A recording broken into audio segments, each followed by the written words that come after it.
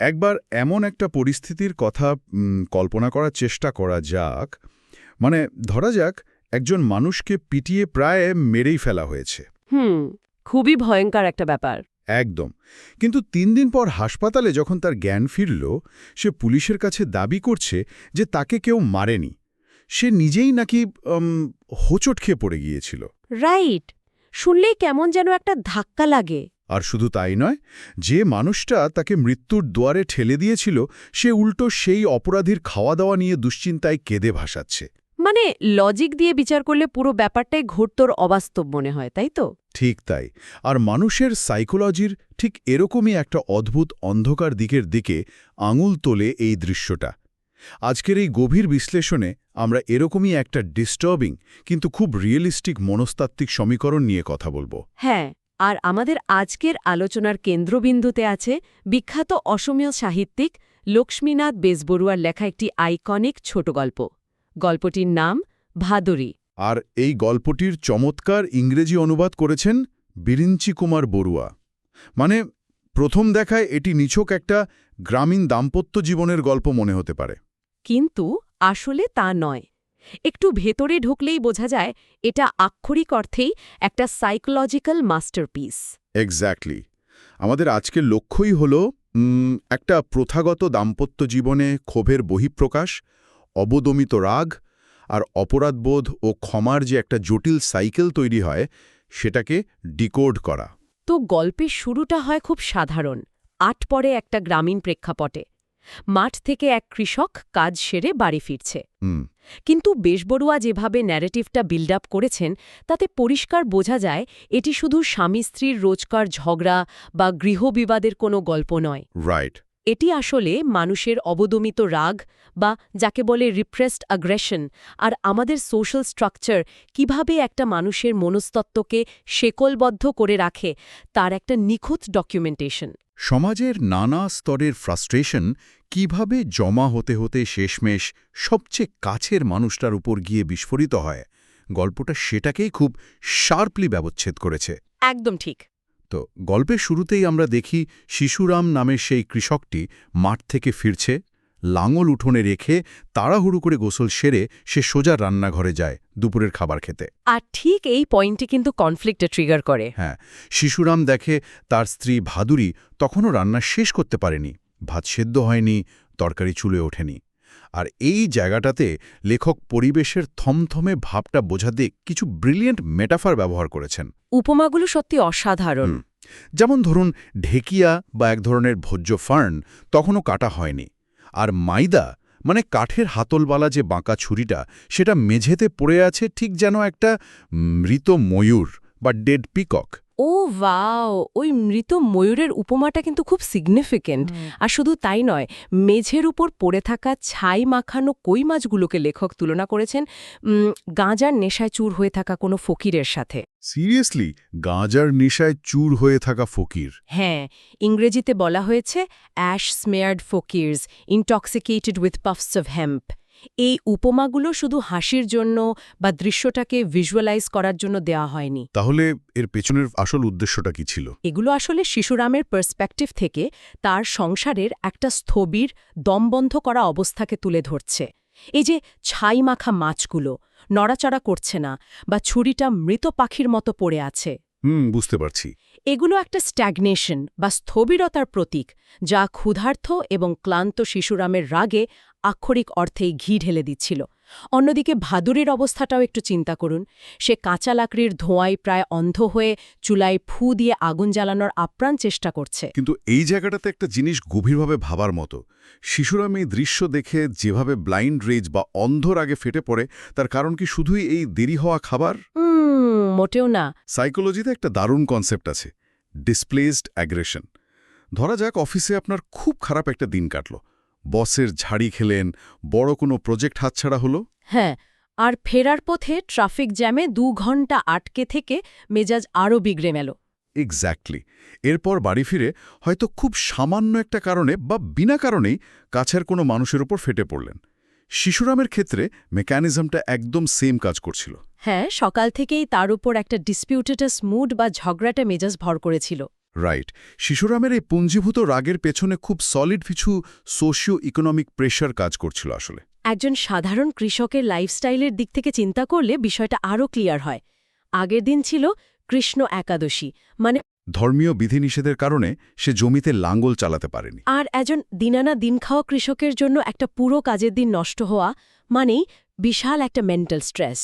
একদম।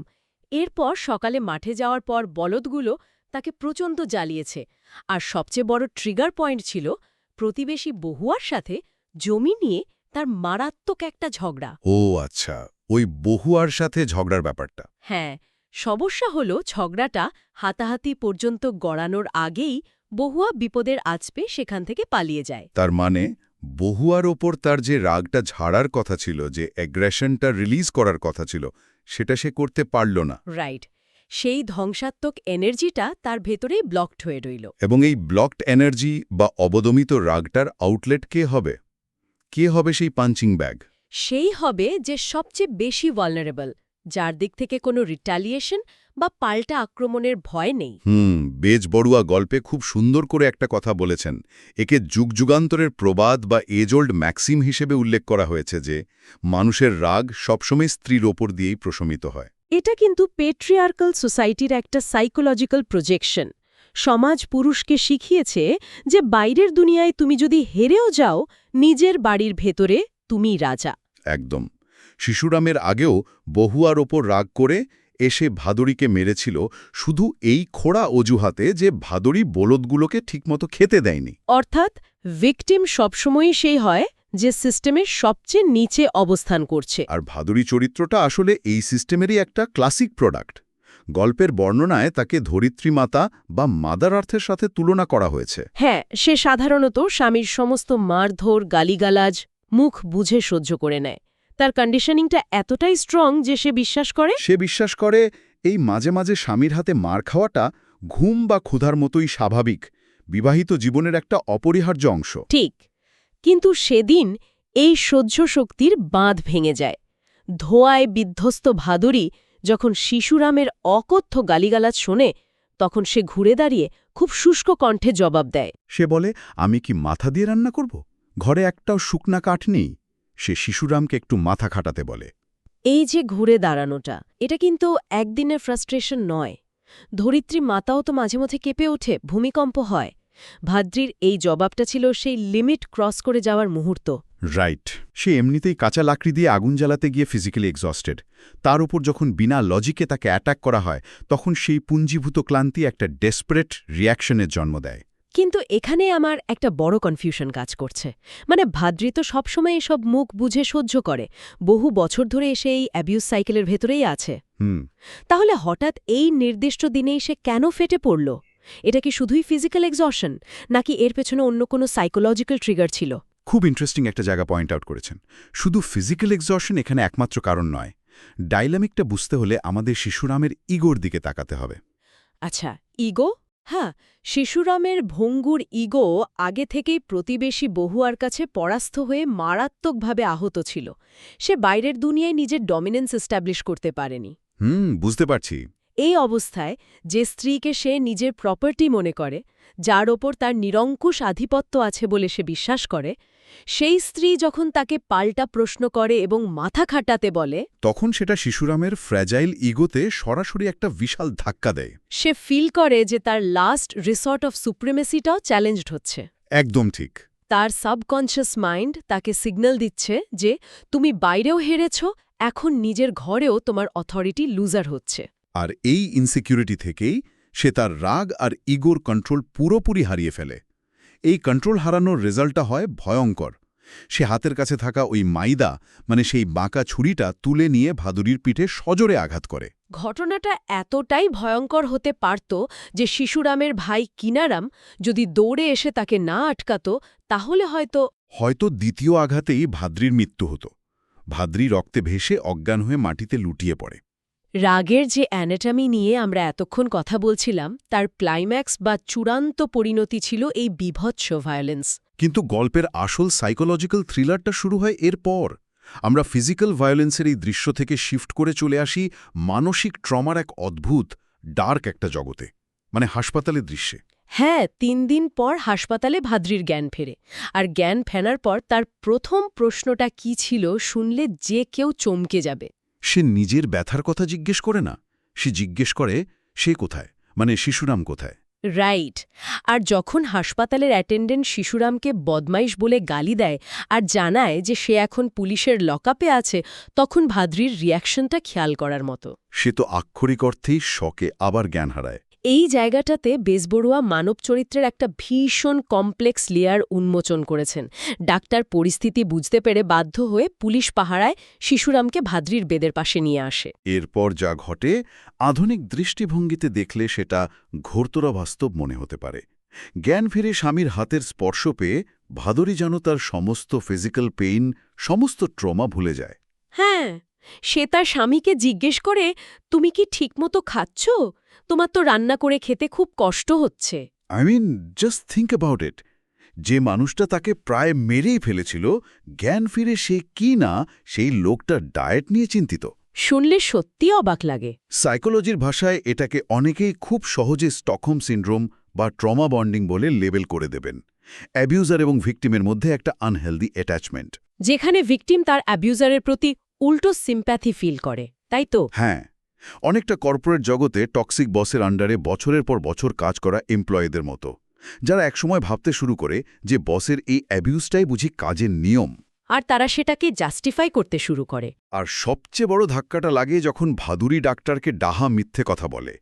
সে বলে যে শিশুরাম নির্দোষ, সে নিজেই নাকি কাজ করতে গিয়ে মাইদার ওপর হোঁচট খেয়ে পড়ে গিয়েছিল।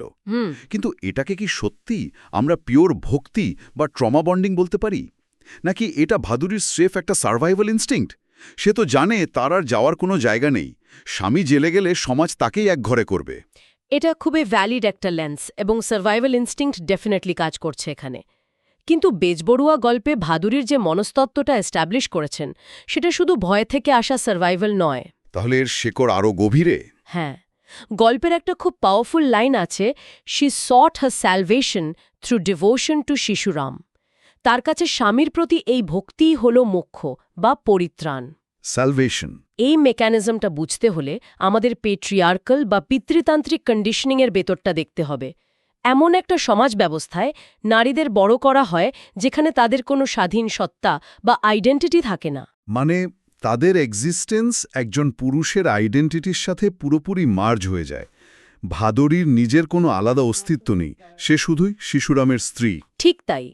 এখন চিন্তা করুন, শিশুরাম যদি একজন দানব হয় যে তাকে খুন করতে চেয়েছিল, তাহলে ভাদরীর পুরো জীবনটাই একটা অর্থহীন দুঃস্বপ্ন হয়ে দাঁড়ায়। তার অস্তিত্বের আর কোনো মানে থাকে না। আর এই চরম রিয়ালিটিটা ফেস করা একটা মানুষের ব্রেনের জন্য এতই ট্রমাটাইজিং যে মানুষের সাইকোলজি তখন ডিফেন্স মেকানিজম হিসেবে রিয়ালিটিটাকেই অল্টার করে ফেলে বা পাল্টে দেয়। ও আচ্ছা, ভাদরীর সাবকনশাস মাইন্ড শিশুরামকে ভিলেন থেকে ভিকটিম বানিয়ে দেয়। হ্যাঁ, সে ডাক্তারকে মিথ্যে বলছে কারণ তার কাছে সত্য বা মিথ্যার চেয়েও বড় হল তার স্বামীর, মানে তার নিজের আইডেন্টিটির প্রোটেকশন। সে তার লর্ড বা রক্ষাকর্তাকে বাঁচাতে চাইছে, কারণ রক্ষাকর্তা ছাড়া তার নিজের জীবনের কোনো ভ্যালু নেই। এটাই হল ডিপ রুটেড প্যাট্রিয়ার্কাল ট্রমা বন্ডিংয়ের সবচেয়ে ভয়াবহ দিক।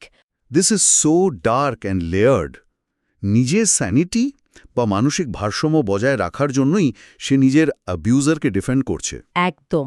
কিন্তু ভাদুরীর এই আপ্রাণ মিথ্যে বলার চেষ্টার পরেও গল্পের শেষটা একটা মারাত্মক আইরনির জন্ম দেয়। ভাদুরীর মিথ্যে কথায় ডাক্তার, অ্যাটেন্ডেন্ট সবাই হতবাক হয়ে যায়। কিন্তু সবচেয়ে বড় আনএক্সপেক্টেড টুইস্টটা আসে খোদ শিশুরামের দিক থেকে। যে শিশুরাম রাগের মাথায় বউকে খুন করতেও দ্বিধা করেনি, সেই শিশুরাম আর নিজের অপরাধ বোধ চেপে রাখতে পারে না। সে শিশুদের মতো হাউমাউ করে কেঁদে ওঠে। এখানে শিশুরামের সাইকোলজিতে একটা বিশাল ব্রেকডাউন ঘটে। সে চিৎকার করে স্বীকার করে, আমি একজন পাপী, আমিই তাকে আঘাত করেছি, আমার ফাঁসি হওয়া উচিত।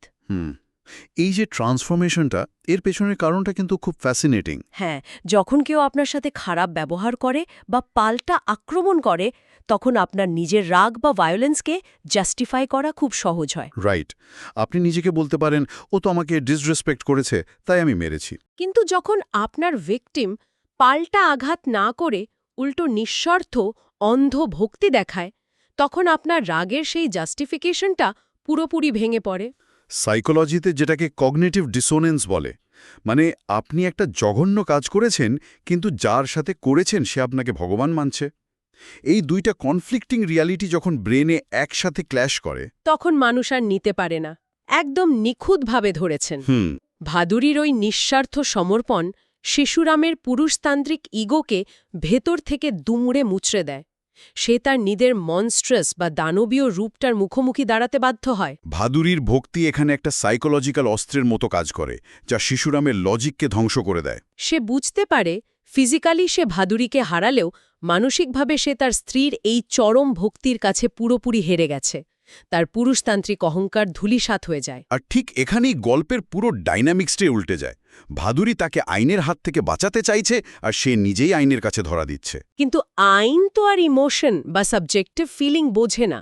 আইন দেখে অবজেক্টিভ ফ্যাক্টস। শিশুরামের ৩ মাসের সশ্রম কারাদণ্ড হয়। আর অদ্ভুত ব্যাপার হলো, গল্পের বর্ণনায় বলা হচ্ছে সে হাসি মুখে জেলে যায় নিজের পাপের প্রায়শ্চিত্ত করতে। He went smiling to jail. অন্যদিকে যে ভাদুরী ভিকটিম, সে কিনা নিজের ভাগ্যকে অভিশাপ দিচ্ছে স্বামীর এই দুর্গতির জন্য, নিজেকে সে দুনিয়ার সবচেয়ে বড় অপরাধী মনে করছে। হ্যাঁ, বেজবরুয়ার লেখনের মূল শক্তিটাই হল এই অদ্ভুত বৈপরীত্য বা কন্ট্রাস্ট। অপরাধী শাস্তি পেয়ে মনে একটা পরম শান্তি পাচ্ছে, কারণ তার ওই গিল্ট ট্রিপ থেকে সে একটা রিলিজ পেয়েছে। সে মনে করছে জেলে যাওয়ার মাধ্যমে সে তার পাপের প্রায়শ্চিত্ত করতে পারবে। তার কনসায়েন্স বা বিবেক কিছুটা হলেও হালকা হচ্ছে। অন্যদিকে ভুক্তভোগী নিজেই নিজেকে দোষারোপ করছে। সিস্টেম এবং সোসাইটি কিভাবে একজন ভিকটিমকে নিজেরই শত্রু বানিয়ে দেয়, তার নিজের পারসেপশনকে টুইস্ট করে দেয়, এটা তার একটা টেক্সটবুক এক্সাম্পল। রাইট। আইন এখানে ব্যক্তিগত আবেগের চেয়ে বস্তুনিষ্ঠতাকে বড় করে দেখেছে ঠিকই, কিন্তু সাইকোলজিক্যাল ড্যামেজটা যে কতটা পার্মানেন্ট সেটা ভাদুরীর রিয়াকশন থেকেই স্পষ্ট। পুরো আলোচনাটা আমাদের রিয়ালিটির এমন কিছু ডার্ক সাইডের মুখোমুখি দাঁড় করিয়ে দেয় যা হজম করা সত্যিই কঠিন। আজও কিন্তু আমাদের চারপাশে এমন অসংখ্য ঘটনা ঘটে যেখানে ভিকটিম নিজেই নিজেকে দোষারোপ করে, অ্যাবিউজারকে প্রোটেক্ট করে। সমাজের কনস্ট্রাক্ট করা কাঠামো কিভাবে আমাদের চিন্তাধারাকে নিয়ন্ত্রণ করে, ভাদুরী তার একটা টাইমলেস উদাহরণ। ১০০ বছরেরও বেশি আগে লেখা একটা গল্প মানব চরিত্রের এত গভীরে কিভাবে যেতে পারে, সেটা ভাবলেই অবাক লাগে। একদম। এটা শুধু অতীতের কোনো গ্রামীণ সমাজের প্রতিচ্ছবি নয়, এটা মানুষের অবদমিত রাগ, ভঙ্গুর ইগো এবং অ্যাবিউজার ট্র্যাজিক সাইকেলের একটা চিরন্তন রূপ। ভাবরের আত্মত্যাগ বা সমর্পণ হয়তো কোনো রোম্যান্টিক সাহিত্যে মহান হিসেবে দেখানো যায়, কিন্তু সাইকোলজিক্যাল লেন্স দিয়ে দেখলে এটা একটা ভয়াবহ ট্র্যাজেডি, যেখান থেকে বের হওয়ার কোনো রাস্তা সে নিজেই আর দেখতে পায় না, কারণ তার চোখ সেই সিস্টেম দ্বারাই অন্ধ হয়ে আছে। আজকের এই আলোচনা শেষ করার আগে আমি একটা গভীর চিন্তার খোরাক রেখে যেতে চাই। বলুন। একবার শুধু উল্টো সিনারিওটা কল্পনা করুন। শিশুরাম যদি সেদিন হাসপাতালে নিজের গিল্ট বা অপরাধবোধ স্বীকার না করে নিজের ইগো ধরে রেখে ভাদুরীর বলা ওই মিথ্যেটাকেই সমর্থন করত, এবং পুলিশের হাত থেকে বেঁচে বাড়ি ফিরে যেত। রাইট? তাহলে কি হতো? শিশুরাম কি আজীবন এক নীরব অপরাধবোধে ভুগত, নাকি তাদের সংসারে এই পারিবারিক সহিংসতার চক্রটি, এই সাইকেল অফ ডোমেস্টিক ভায়োলেন্স আবারও ঠিক একইভাবে ফিরে আসত? হয়তো পরের বার ভাদরে আর বেঁচেই ফিরতে পারত না। এই প্রশ্নটা রইল, নিজের মতো করে ভেবে দেখবেন। আজকের এই গভীর বিশ্লেষণ এখানেই শেষ করছি।